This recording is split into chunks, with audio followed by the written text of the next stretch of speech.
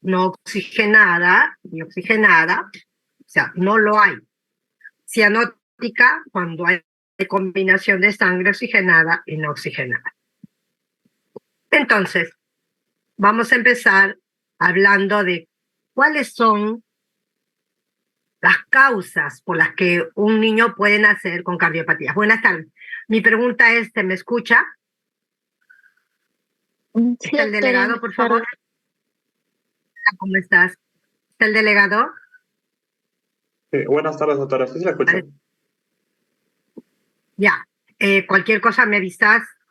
Si hacen alguna pregunta, levanten la mano y me pasen la voz, por favor. ¿Sí? Porque estoy con toda la pantalla completa. Bien. Entonces, cuando hablamos de cardiopatías congénitas, hablamos desde el punto de vista de herencia. ¿Qué tenemos aquí? De acuerdo a la herencia, el 8% de las cardiopatías son heredadas. El 8% de las cardiopatías son heredadas. Y dentro de ellas tenemos los riesgos genéticos, ¿no? Principalmente, ustedes están viendo acá a la izquierda, principales son poligénicas, como la homopatías, genopatías polimorfomativa, agrupaciones familiares, como el caso de la miocardiopatía hipertrófica, y este 8% de heredada tiene un riesgo genético. Verán que cuando un hermano está afectado, 1 o 3% de estos chicos que tienen un hermano afectado puede venir con cardiopatía, o 10 o 14% de aquellos que tienen un padre con cardiopatía, puede venir el niño también con cardiopatía. Entonces, hay un porcentaje de riesgo genético en estos chicos y los factores ambientales, ¿no?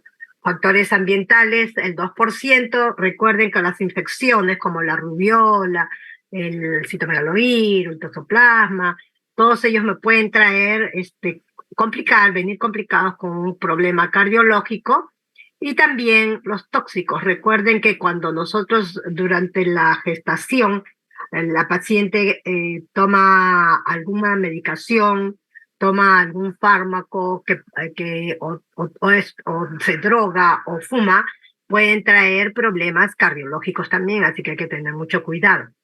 Y la radiación, que cuando están gestando, pues puede afectar la formación del corazón. Por eso es que cuando uno entra a radiología, una mujer en edad de gestación entra a radiología, lo primero que nos dicen, nos preguntan, ¿no está gestando por si acaso? Entonces, para evitar este riesgo, de que sea expuesto a la radiación el feto y comience a alterar su formación del corazón. El corazón, verán, se forma desde la tercera a la octava semana, entonces este es el periodo crítico, ¿no? Tanto para cuando se afecta la madre con alguna de estos factores que son de riesgo alto para producir malformaciones en el corazón. Los multifactoriales son el 90%, que son la mayoría, ¿no? Que inclusive no se sabe la causa. No sabemos cuál es la causa por la que el 90% de estos chicos vienen con cardiopatía. La ventaja es que las cardiopatías acianóticas o no cianóticas, como ustedes están leyendo aquí, es el gran porcentaje de compromiso que tienen los niños, ¿no? Y el 30% viene con cardiopatías cianóticas. Las cianóticas son las más complejas, son las que nos llevan a preocuparnos y la mayoría de ellas son quirúrgicos. Por no decir todas son quirúrgicas. En cambio, las acianópticas, que son las que vamos a ver ahora, muchas de ellas terminan mejorando en el tiempo, en el camino, ¿no? Como es la CIA, la CID, la PCA en prematuros, que pueden solitos ir cerrando en el tiempo, ¿no? Esa es una gran ventaja de las cardiopatías que no son cianóticas.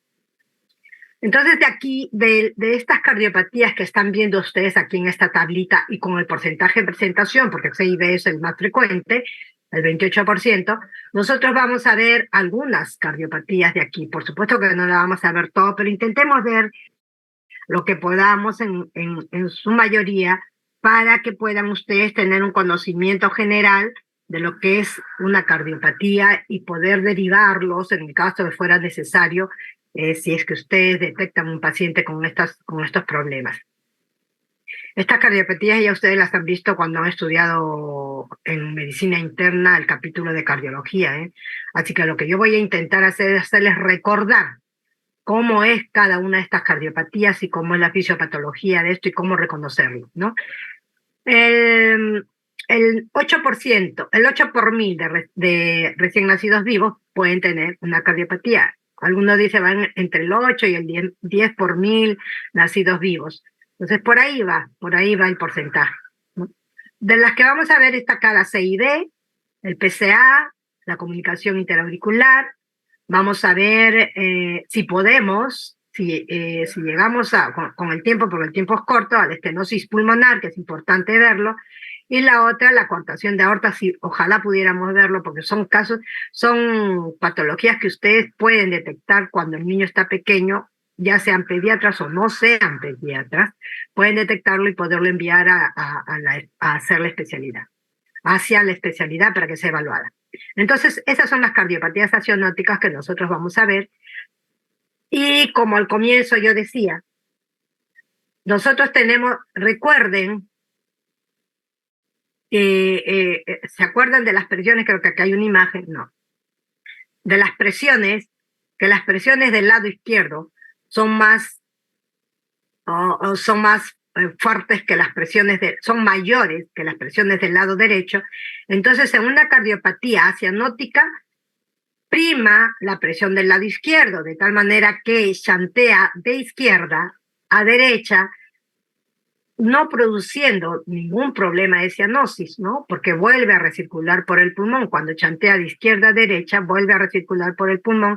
Y lo que sí me puede producir es incremento de volumen a nivel pulmonar, porque regresa sangre que debería irse al sistémico, regresa sangre por acá y se va nuevamente al pulmón, ¿no? Esas son las cardiopatías acianóticas, chantean de izquierda a derecha. Recordemos que siempre va a haber el chant, va a ser siempre de mayor a menor, de presiones mayores a presiones menores, y cuando hay una cardiopatía cianótica, tenemos que ver que por qué es que el chant es de derecha a izquierda, ¿no? Verán acá, de izquierda a derecha me va a dar, si es cierto, sobrecarga de volumen, y son cardiopatías acianóticas, y de derecha a izquierda me va a dar cianosis, típicamente cianosis, porque está pasando de la sangre de derecha que no está oxigenada hacia el lado izquierdo, y esta de aquí va a ir al sistémico, todo combinado va a ir al sistémico. Habíamos hablado que también podría ser problemas, cuando hemos hablado de insuficiencia cardíaca, recuerden que también podría haber alteraciones obstructivas, ¿no? Y eso era a nivel de la poscarga, ¿verdad? Entonces, sobrecarga de presión en la poscarga, que es la salida ya del corazón, podría también traerme, alteraciones como son las cardiopatías, ¿no? Las cardiopatías de obstrucciones de vías salidas generalmente son las valvulares, ¿no? La válvula, estenosis de la válvula pulmonar, estenosis de la válvula aórtica, insuficiencias de estas válvulas. Esas son las que me van a dar alteraciones de obstrucción, sobre todo las estenosis y las coartaciones que están a este nivel. Saliendo de la aorta, las coartaciones están por aquí, ¿no? Que es estrechez de la aorta, que también me va a producir una obstrucción a la salida de la sangre. Todas estas también son alteraciones, son cardiopatías que puede presentar el niño. Y la otra alteración es la miocardiopatía. Recuerden que dijimos que podría haber arritmias y podría haber también el miocardio enfermo, que no me va a permitir bombear adecuadamente, ¿no? La miocarditis, las miocardiopatías hipertróficas, todas esas son miocardio. Este miocardio se enferma y no va a haber un bombeo adecuado, se pierde sobre todo del lado izquierdo, ¿no? Esta es una lista más o menos de las cardiopatías acianóticas más frecuentes, ¿no? Y ya lo hemos visto en la primera diapositiva, y esta también ya acabamos de revisarla. Entonces nos vamos a lo que es la cardiopatía cianótica comunicación interventricular, ¿no? Ya dijimos que es el 28% de las cardiopatías son comunicaciones interventriculares. La ventaja que estas cardiopatías de CIB en el camino dentro del primer año de vida puede ir cerrando, ¿no? Más o menos hasta el 50%, hasta el 70% va cerrando, algunas se achican y se cierran totalmente y otras no. Entonces, acá vamos a analizar esta cardiopatía. Esto que ven acá, estos son ventrículo izquierdo y ventrículo derecho, y esta comunicación que usted está viendo acá se llama comunicación interventricular. Como la presión del lado izquierdo es mayor, ¿no? Lo que va a hacer es que pase sangre del ventrículo izquierdo hacia el ventrículo derecho, y luego de este ventrículo derecho, de donde sale la arteria pulmonar, recuerden, anatomía, el ventrículo derecho va a bombear sangre nuevamente hacia el pulmón, y el pulmón lo va a regresar a la aurícula izquierda, ya nuevamente oxigenada, y de aquí pasa de la aurícula izquierda, pasa por la válvula mitral y se va a dividir en dos flujos, dependiendo del tamaño de la comunicación. Esto va a llevar muchas, por supuesto que sí, por lógica, si es más grande la comunicación interventricular, me va a llevar mucha sangre al pulmón, me va a producir congestión pulmonar y me va a producir signos de insuficiencia cardíaca.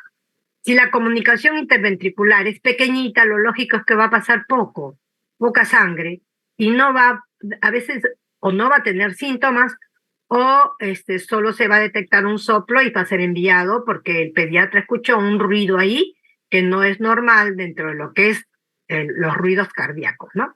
Entonces, aquí, bueno, el CHAM es de derecha a izquierda, y no va a haber ninguna combinación de sangre. Verán que se vuelve a oxigenar y que pasa hacia el lado izquierdo, pero que de acuerdo al tamaño va a haber una sobrecarga de volumen a nivel de pulmón y me va a producir insuficiencia cardíaca. Ahora, cuando la comunicación es pequeña, las diferencias de presiones son altas, ¿verdad? Entre ventrículo izquierdo y ventrículo derecho. ¿Se acuerdan de las presiones? Ventrículo izquierdo puede llegar en un niño, puede llegar hasta 90, como es la sistólica en presión arterial. Y la del ventrículo derecho puede llegar en 15 o 20. Entonces ahí hay una diferencia de presiones. Cuanto más alta es la diferencia de presiones, porque la comunicación es pequeñita, el soplo va a ser intenso, intenso. Inclusive va a vibrar, y es lo que nosotros palpamos en el pecho como si fuera un ronroneo de gatito. Eso se llama trill o frémito, que ustedes lo han escuchado ya a nivel de cardiología.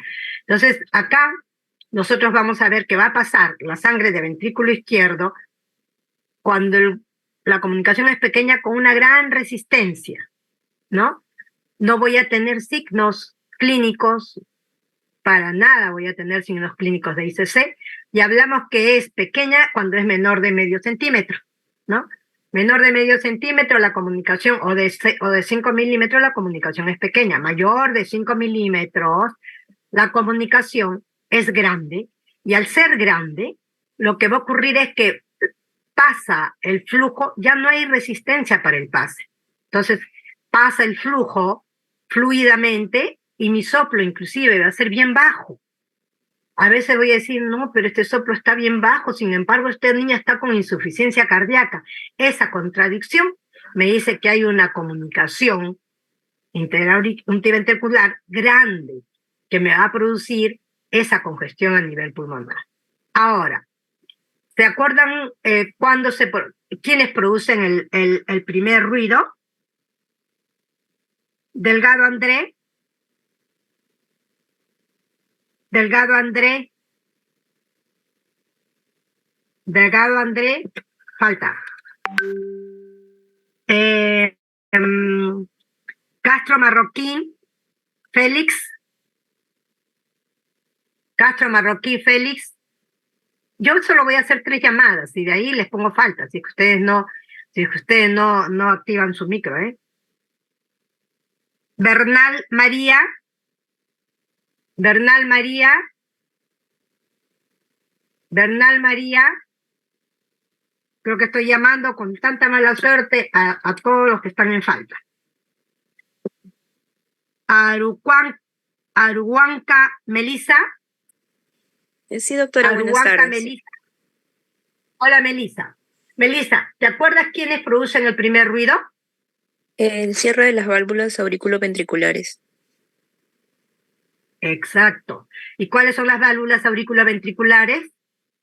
La mitral, la válvula mitral y la válvula tricuspide. Excelente, excelente, María.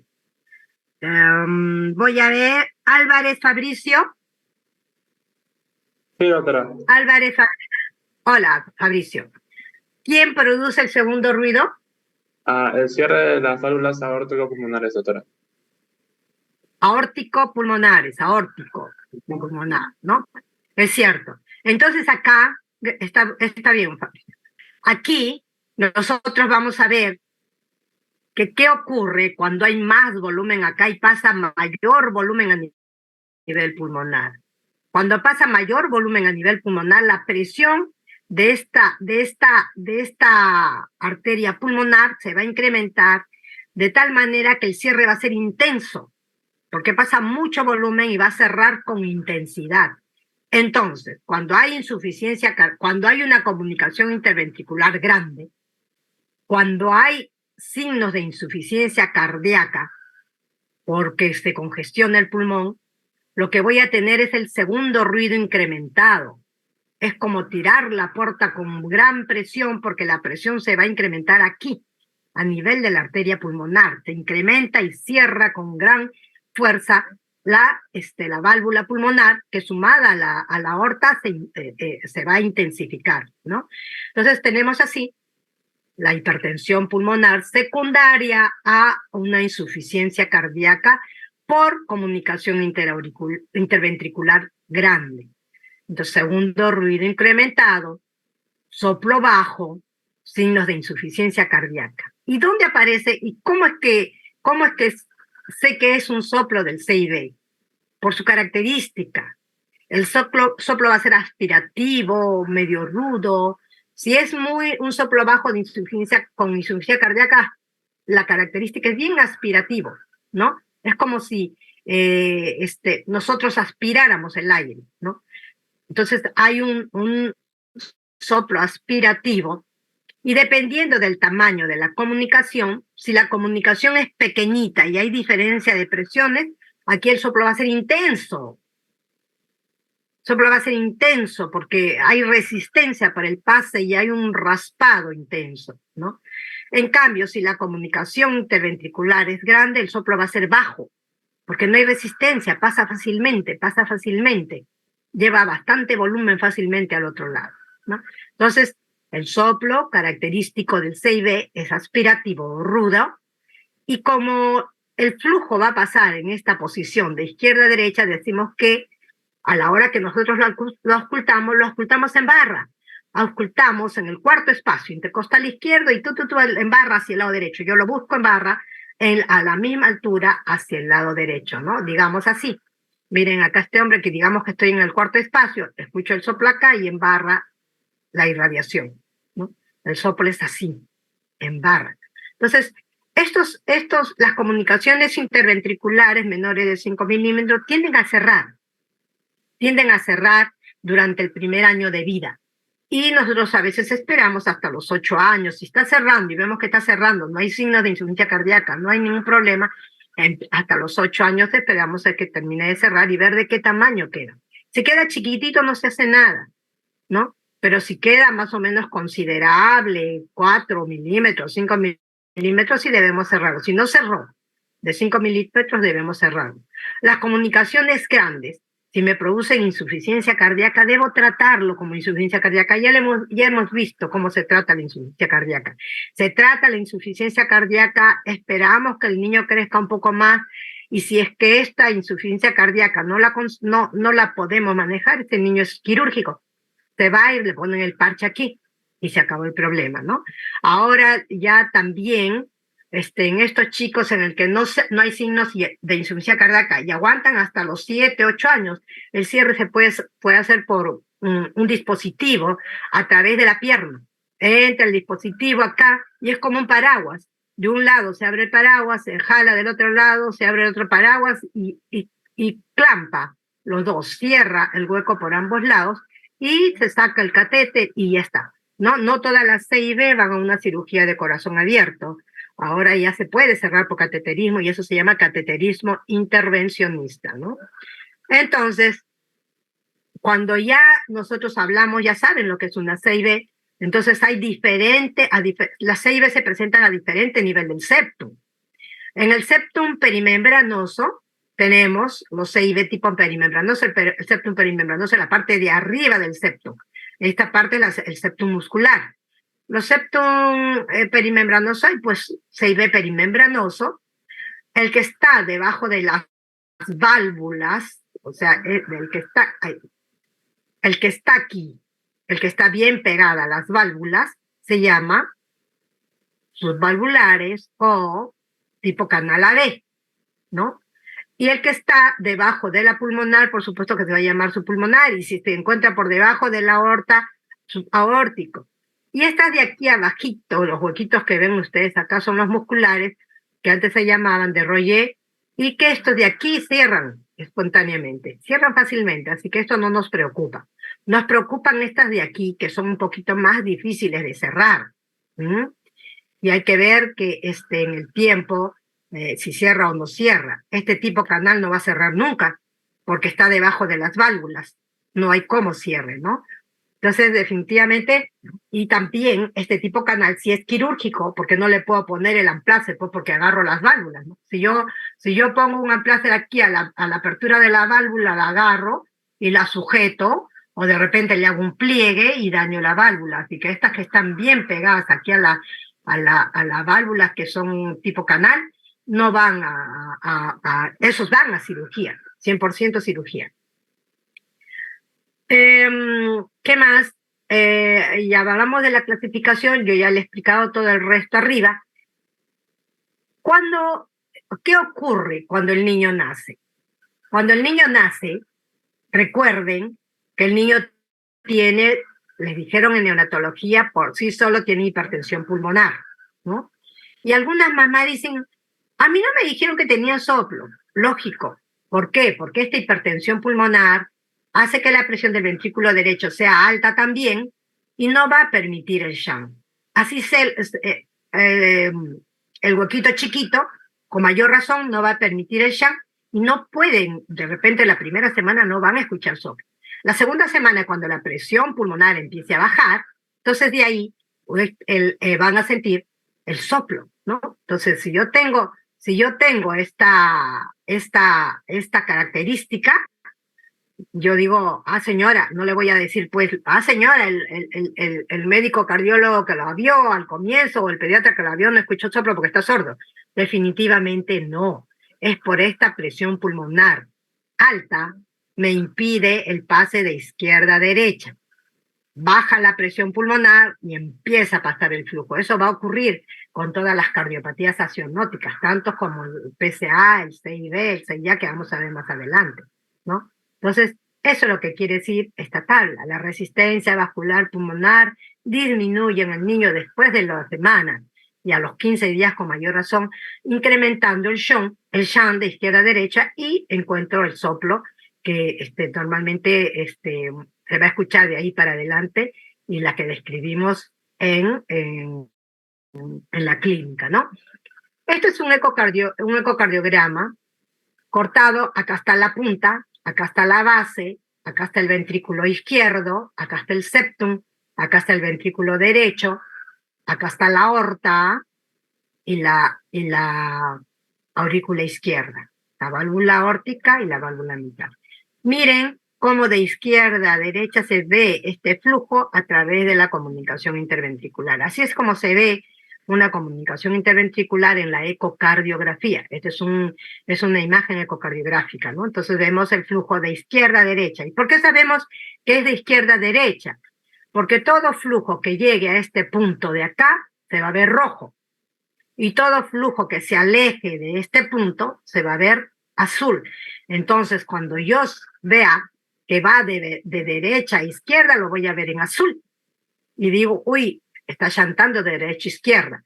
En cambio, cuando vea así, en esta coloración, como es como se ve en la comunicación interventricular, se va a ver rojo, ¿no? Dijo, ya, esta es de izquierda a derecha, ¿no? Entonces, el color me caracteriza cómo es que se ve cuál es el shunt, la dirección del shunt, ¿no? Esto ya vimos, lo que sí hay que agregar, que aquellos niños que tienen insuficiencia cardíaca, y lo dijimos en la clase inicial, que un porcentaje, gran porcentaje de ellos tienen la probabilidad de hacer bronconeumonías, ¿no? Eso lo dijimos cuando estábamos con un cuadro hablando de la insuficiencia cardíaca. El resto ya lo acabo de decir, y por supuesto el electrocardiograma. ¿Qué es lo que vamos a encontrar en un CIB grande? La hipertrofia del ventrículo izquierdo, ¿no? Y en la radiografía vamos a ver signos de insuficiencia cardíaca como la que vimos cuando se presentó la radiografía en insuficiencia cardíaca, ¿se acuerdan, no? Espero que lo recuerden. No he querido llenar tantos cuadros acá, porque si no, no vamos a terminar nunca. Entonces, hasta ahí lo que es comunicación interventricular, ¿no? Entonces, guarden esos conocimientos que ahora nos vamos a pasar hacia la parte de arriba. Comunicación interauricular. Y ustedes van a ir comparando qué es lo que dije de la comunicación interventricular a qué es lo que dije de la comunicación interauricular. Cuando hemos hablado de la comunicación, de las presiones de las aurículas, cuando estábamos en insuficiencia, en la clase de insuficiencia cardíaca, Chagua Andrea, ¿qué es lo que se dijo? Andrea Chagua,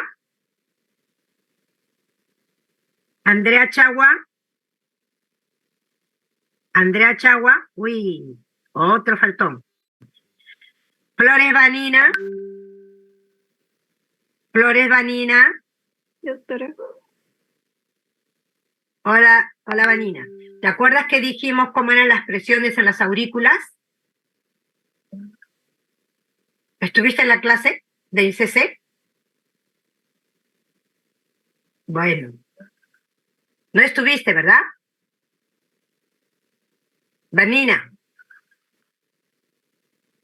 Si no te escucho, te dejo. Galdós Odette.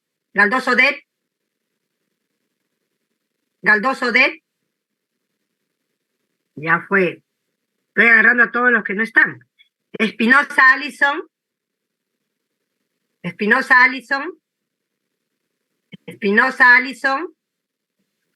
Uy, qué tal suerte la mía, ¿no? Orellana Renzo.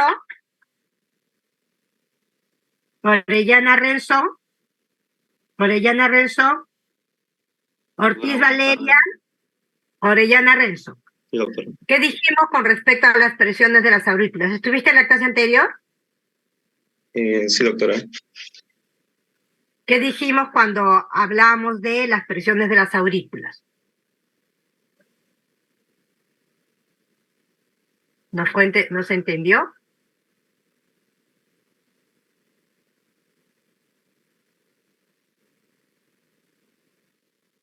A ver, mire la presión de la aurícula derecha y la presión de la aurícula izquierda.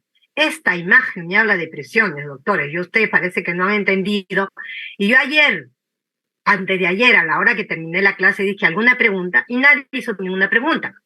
Ese es el problema con ustedes, que no entienden pero se quedan callados.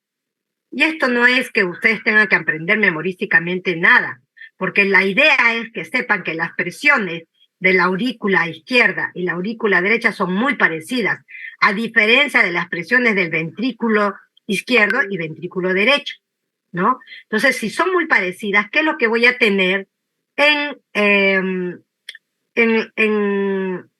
la comunicación interauricular? ¿Qué es lo que va a ocurrir en la comunicación interauricular? Si mis presiones son muy parecidas, el pasaje va a serle poco. Ya no va a haber tanta sangre que pase. No va a haber diferencia de presiones. Entonces el soplo va a ser tan suave que muchas veces se pasa. Va a pasar de izquierda a derecha, sí, porque siempre le va a ganar un poquito más la aurícula izquierda a la aurícula derecha. Pero va a pasar, miren la cantidad del flujo que pasa, así sea una comunicación grande. Y como pasa poco flujo y tiene una resistencia aquí y la distribución todavía tiene que ir a nivel pulmonar, entonces esto casi no me va a dar sintomatología. A diferencia de comunicación interventricular, cuando la comunicación interventricular es grande me va a dar ICC. Las comunicaciones interauriculares hasta grandes no me dan ni siquiera ICC, porque la presión es tan parecida que pasa poquito, le vence un poquito, ¿no? Entonces va a pasar de esta manera al ventrículo derecho y de ahí nuevamente se va a ir al pulmón y va a volver a circular y luego va a seguir haciendo este trayecto de izquierda a derecha. Entonces, cuando hablamos de CIA, tenemos que ver que hay una clasificación también.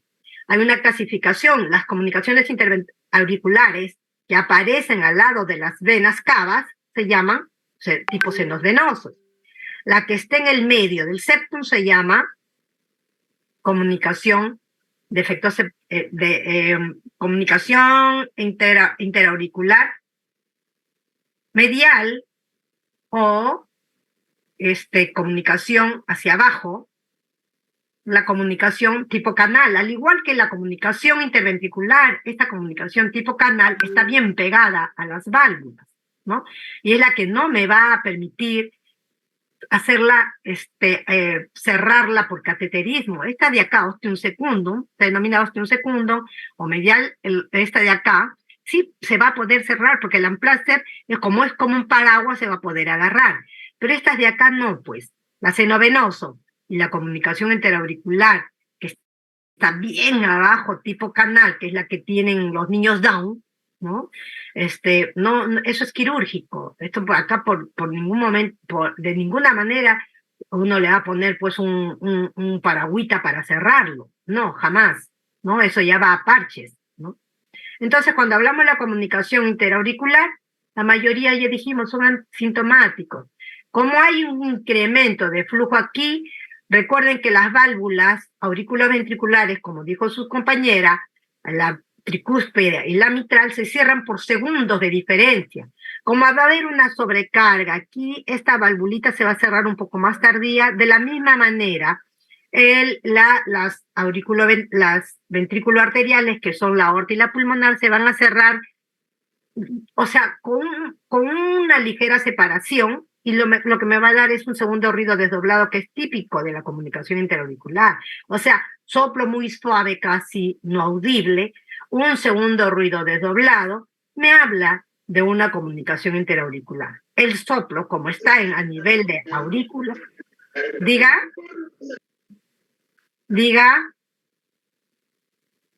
¿quién está con por favor, cierren sus micros, Ya. Entonces, como está, me desconcentra. La comunicación interauricular, el volumen va a pasar, se va a desdoblar el segundo ruido. Como el aurícula está hacia arriba, recuerden la posición de la aurícula, este soplo se va a escuchar en el segundo espacio intercostal izquierdo, a diferencia de la comunicación interventricular que se escucha en el cuarto espacio, ¿no? Entonces ya tenemos ahí las características de cómo se escucha la comunicación interauricular. La mayoría sintomática, soplo sistólico, los dos son sistólicos, ¿ah? Tanto ventricular como auricular son sistólicos. En el segundo espacio, el segundo ruido desdoblado. El electrocardiograma, nosotros le hablamos de bloqueo incompleto de rama derecha porque hay un retardo en el cierre de la pulmonar, o sea, en el vaciamiento del ventrículo derecho, porque es el que se sobrecarga, y se atrasa el vaciamiento del ventrículo derecho de tal manera que en el electrocardiograma voy a tener un bloqueo incompleto de rama derecha. Puede encontrarse una sobrecarga del lado derecho, como dice acá, en la CIA grande, sin embargo, son asintomáticas. Y en la radiografía el tamaño del corazón solo está aumentado en proporción al tamaño del efecto. Muchas veces solo vemos la aurícula derecha crecida, o sea, no tan grande el crecimiento, porque el pase de volumen es poco, entonces no sobrecarga mucho. Y la mayoría de veces vemos de repente una radiografía normal, ¿no? El tratamiento, ya dijimos, ¿no? Las de seno venoso, quirúrgica, la de tipo canal, quirúrgica, y solamente la del ostium secundum que está en el medio, puedo ponerle un tipo para un a través del cateterismo intervencionista. Mire, se puede cerrar hasta de 25 milímetros, de 2.5 centímetros en la comunicación a través de catéter por la pierna, ¿no? Entonces, esa es una ventaja, ¿no? Entonces, miren la diferencia, o sea, hay diferencia entre, yo puedo diferenciar la comunicación interauricular y la comunicación interventricular, ¿eh? El ductus arterioso persistente, ¿se acuerdan que cuando hablamos del ductus, el ductus me sirve dentro del útero, pero cuando sale ya debe cerrarse? En algunos no llega a cerrarse, pues. Y lo que va a ocurrir es que se va a quedar abierto, ¿no? Normalmente debe quedar solo un ligamento, y acá se va a quedar abierto, y me va a llevar sangre de izquierda, que sería la aorta, a derecha. Por eso se dice también de izquierda a derecha, porque la aorta tiene mayor presión que la pulmonar. Ya vimos en esa imagen de presiones que la pulmonar puede tener presión hasta 15 o 20 y la aorta puede tener entre 90 a 120. Entonces va a pasar, de acuerdo al tamaño del ductus que haya quedado, va a pasar mayor cantidad de sangre y lo que va a pasar directamente al pulmón. Y esta es la que más frecuentemente produce insuficiencia cardíaca desde chiquito cuando el ductus que queda abierto es grande, ¿no? Pero es de izquierda a derecha. Verán ustedes que no tiene válvula.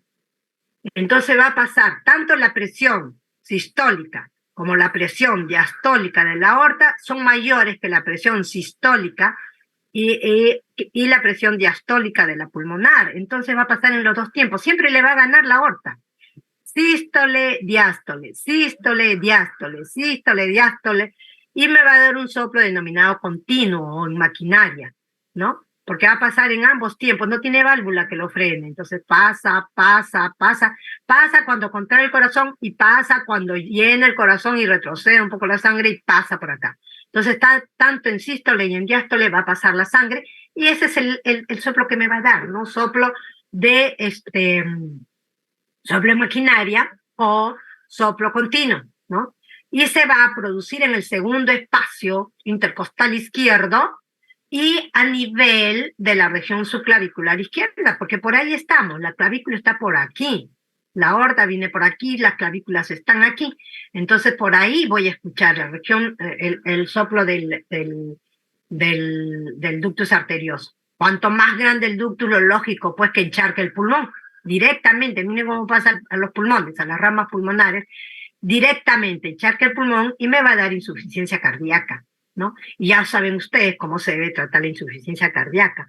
El ductus debe cerrarse dentro de las primeras 72 horas a la semana de vida en un niño normal, en un niño a término. En un niño pretérmino, esto a veces puede permanecer hasta el mes de vida, algunos dicen hasta los 3 meses, así que a ellos hay que seguirlos, ¿no?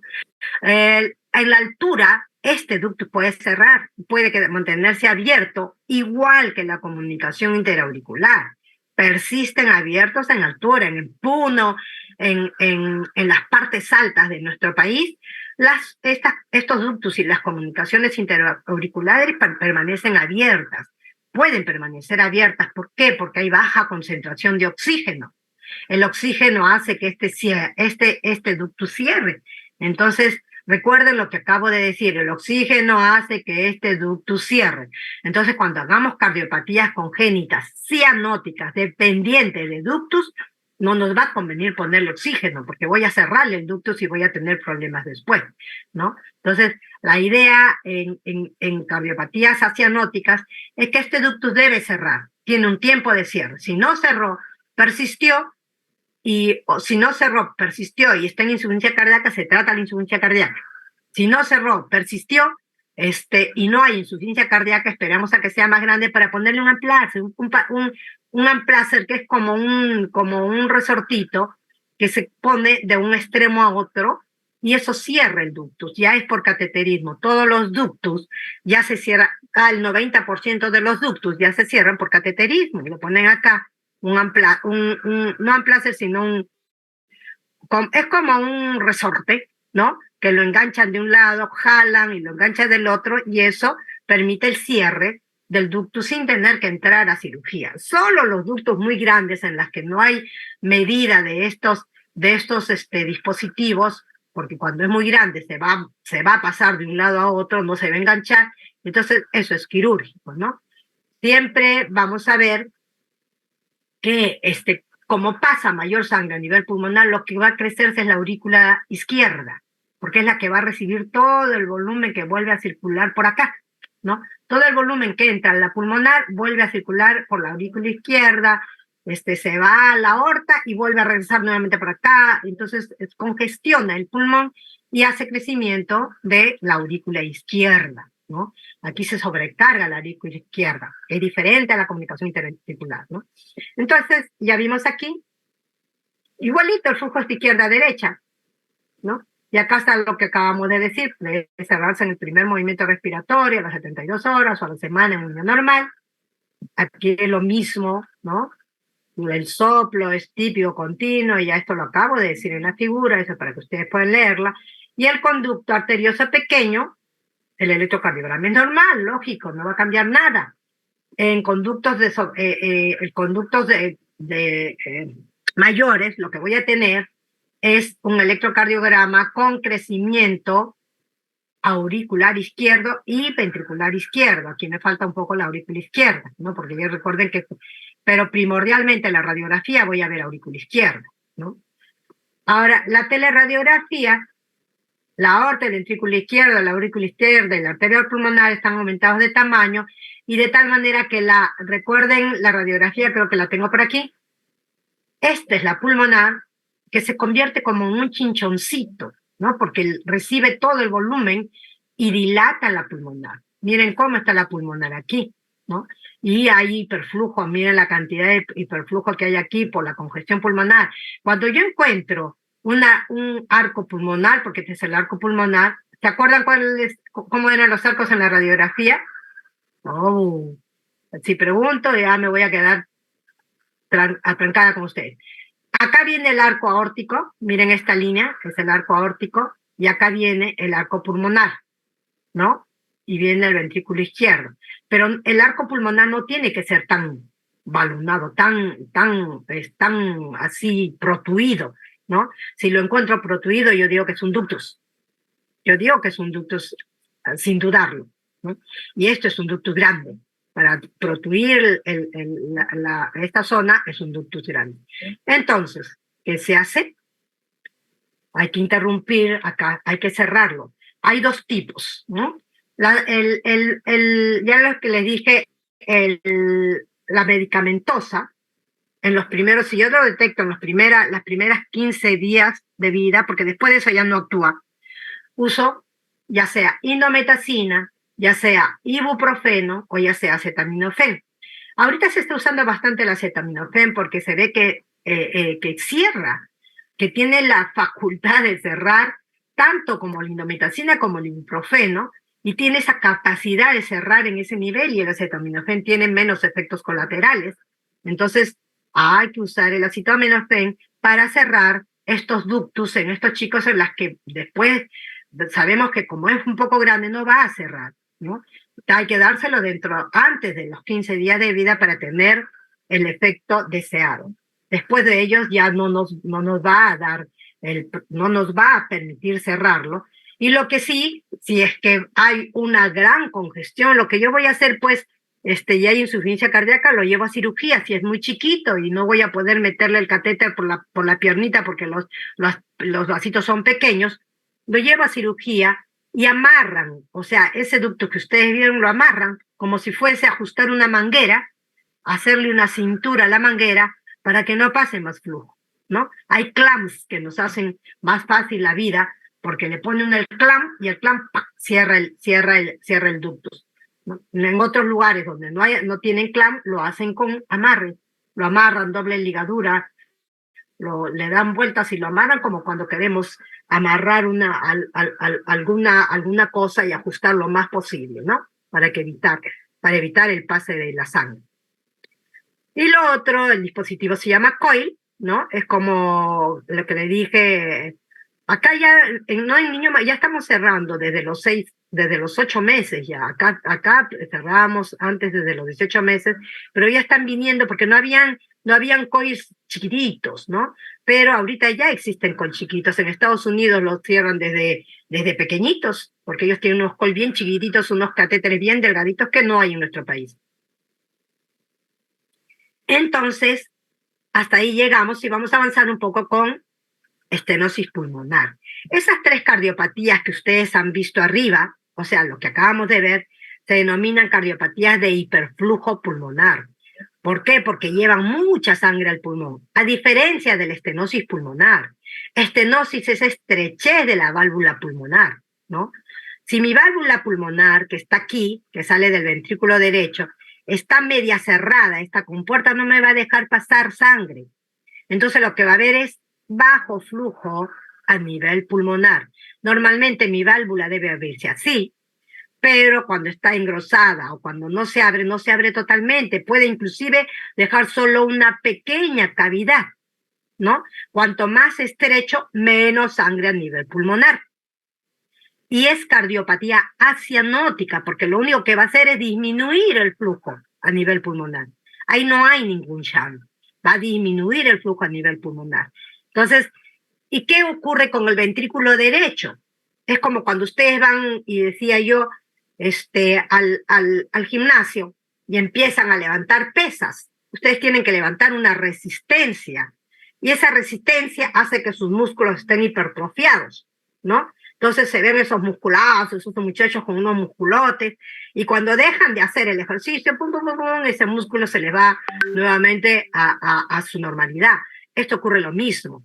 Se va a hipertrofiar el ventrículo derecho porque tiene que empujar y hacer fuerza y resistente para, o sea, incrementar su presión para poder pasar la sangre a través de la válvula pulmonar que está media cerrada. Cuando uno entra y dilata la pulmonar, porque eso es lo que hay que hacer, abrir las pulmonares a través de cateterismo, entonces esta hipertrofia va a desaparecer. Esa es la ventaja, ¿no? Que una estenosis pulmonar tiene un tratamiento típico, un tratamiento a través de cateterismo cardíaco. ¿Y el soplo dónde se produce? Se produce en el segundo espacio intercostal izquierdo. ¿Y cómo es el soplo? Si hay gran resistencia, lo que va a intentar es abrir la válvula. Entonces empieza empujando la válvula y empuja hasta que libera la válvula y ¡shoo!, se libera el soplo. Por eso se llama eyectivo. Empieza con un soplo más bajo y hasta que abre la válvula y ¡shoo!, ¿no? Lo abre totalmente y abre a lo que pueda abrir y permite el pase de la sangre al pulmón. Dependiendo del grado de estrechez, va a pasar poca sangre, va a pasar mínima cantidad de sangre y que requiere de abrir la válvula, ¿no? Entonces es un soplo eyectivo, segundo espacio intercostal izquierdo. Cuanto más estrecho esté esta apertura, cuanto más estrecho esté, el soplo es más intenso. Es como un 6B pequeño, ¿no? Pero en el 6B pequeño a mí me contenta y me alegra encontrar un soplo intenso porque yo sé que es un 6B pequeño. Pero en una estenosis pulmonar, si yo encuentro un soplo muy intenso, yo sé que es una válvula que no se está abriendo. Entonces no me voy a alegrar. Y si la válvula no se abre, el segundo ruido, ¿cómo va a estar? Va a estar totalmente disminuido, ¿no? Totalmente disminuido. Entonces, a diferencia de comunicación interventricular, cuando hay mucha sangre a nivel pulmonar, aquí no hay sangre a nivel pulmonar. Entonces va a estar disminuida la presión de la pulmonar, tan disminuida, y como no se abre tampoco, son 2 elementos que me van a hacer que el segundo ruido no suene o suene bajo, ¿no? Entonces aquí miren cómo está la válvula. Esta es más estrecha todavía de la que acabamos de ver. Entonces, ¿cuál es el tratamiento? Se pasa un balón, se introduce el balón en esta cavidad y se infla con fuerza para romper estas no se llaman cisuras, sino estas, digámosle cisuras, para abrirlas y despegarlas. Uno la despega y la deja ahí, O sea, por supuesto que se hace en varias veces en una misma sesión, ¿no? Y se abre la válvula. Y el niño mejora. El niño ya, y lo seguimos, por supuesto, porque puede volverse a adherir. Estas adherencias las tenemos que liberar totalmente, ¿no? Ahora, cuando hay estenosis, hay 3 tipos de estenosis, ¿no? Puede ser de la válvula, puede ser del infundíbulo antes de la llegada de la válvula y se llama infundibular, y esa estenosis infundibular es la que nosotros vemos en la tetralogía de Fallot. ¿Se acuerdan? Vamos, cuando hablemos de tetralogía de Fallot, la típica estenosis de la tetralogía de Fallot es infundibular, es aquí, antes de esta válvula pulmonar, ¿no? Y también pues vienen las estenosis distales, que son de ramas, ¿no? Son los 3 tipos de estenosis: infundibular, valvar y de ramas. Las infundibulares, como es músculo, es resección muscular, esa sí no la puedo dilatar. La valvar la dilato, y la de ramas, dependiendo si son ramas en las que uno puede alcanzar, podría dilatarle, pero si son ramas, si son las que están muy profundas, en las otras ramitas, en las bifurcaciones muy distales donde no va a entrar un catéter, esas no las voy a poder tratar. Entonces aquí tenemos lo que acabo de decirles, y aquí el gradiente.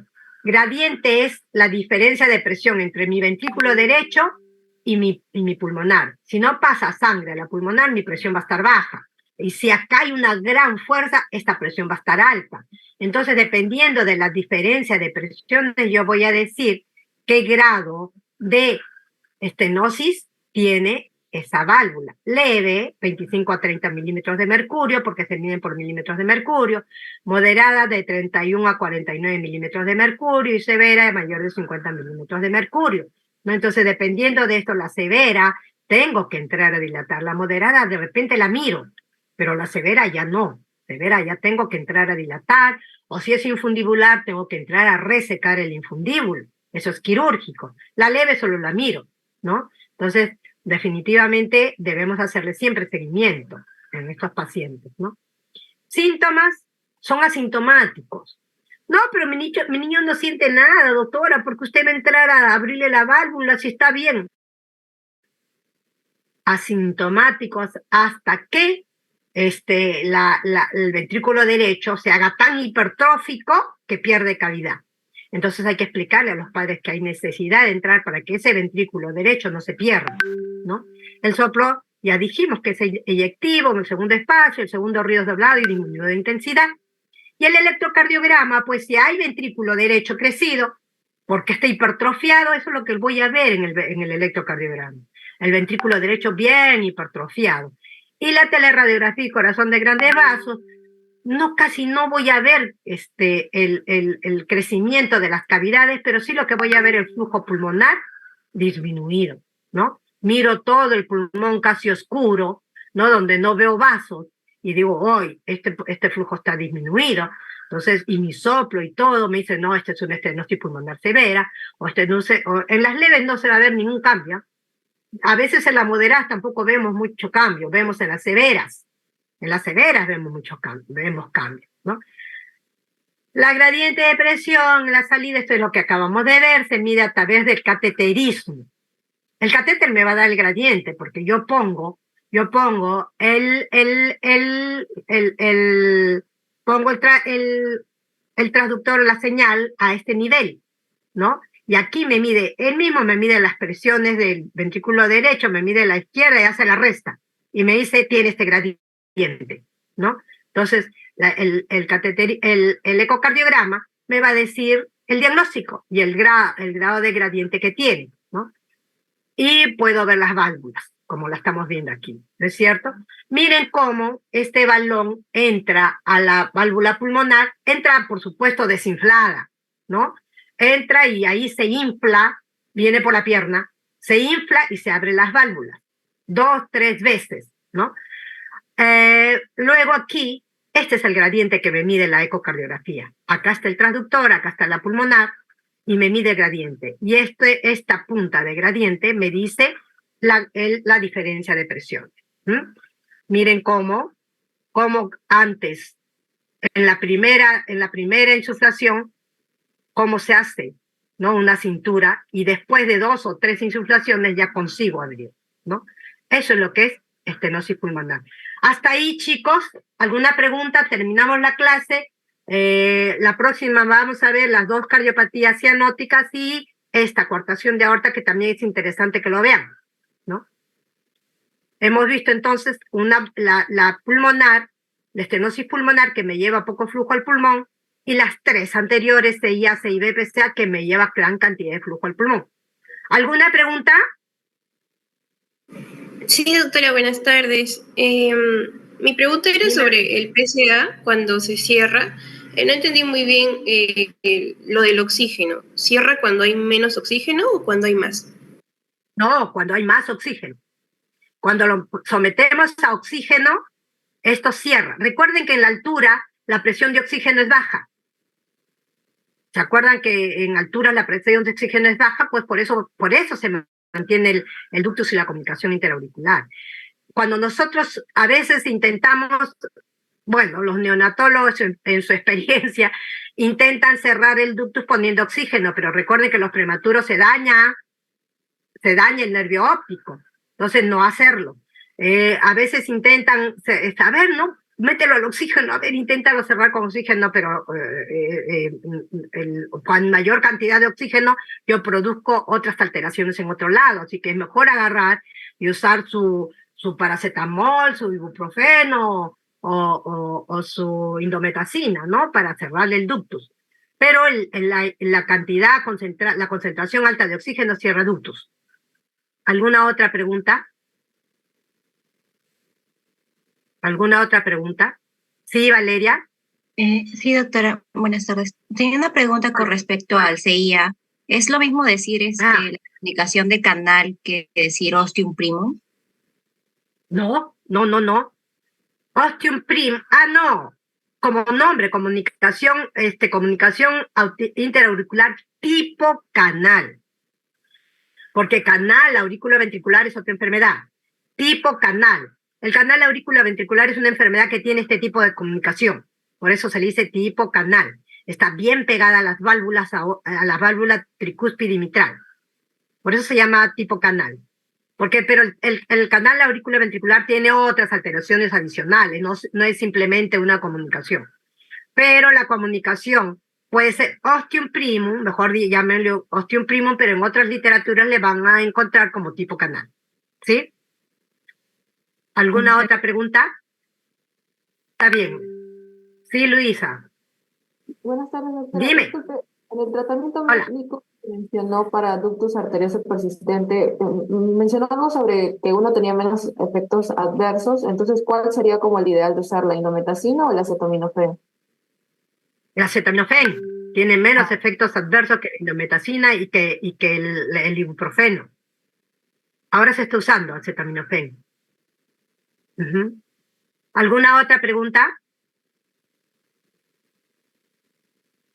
Chicos, Doctora, ¿no hay ninguna otra pregunta? ¿Sí? ¿Quién me está hablando? sí, Clifford. Cotera. Sí, Clifford Cotera. Respecto al CIB, doctora, dijo que había un soplo en barra. ¿A qué se refiere con eso? La irradiación. La irradiación de izquierda a derecha va así. O sea, ¿se acuerdan que señalé el pecho del hombrecito que estaba acá en la parte de abajo? En barra es en horizontal. Horizontal. De izquierda a derecha en horizontal. Ya. Listo, Ajá. gracias. ¿Alguna otra pregunta? Bien, chicos, entonces hasta ahí llegamos. Nos encontramos el jueves con la otra teoría. ¿Está bien? Chao con todos y estudien. Lean. Doctora, Gracias, doctora. gracias. Gracias, doctora. Gracias.